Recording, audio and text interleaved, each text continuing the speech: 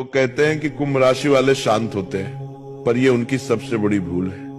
उनके चेहरे की खामोशी को उनकी कमजोरी मत समझना। ये वो तूफान है जो शोर नहीं मचाते, बल्कि तबाही के बाद निशान छोड़ जाते हैं। इनका दिमाग किसी गहरी खाई जैसा है, जितना अंदर जाओगे उतना ही खो जाओगे। इनके पास शनि की वो दृष्टि है जो झूठ को चीर कर रख देती है। इनसे दोस्ती करना तो सुकून दे सकता है, लेकिन अगर तुमने इनके अंधकारमय पक्ष को जगा दिया तो याद रखना, कुंभ जब घड़ा फोड़ता है तो सिर्फ पानी नहीं, किस्मत का विनाश बहता है।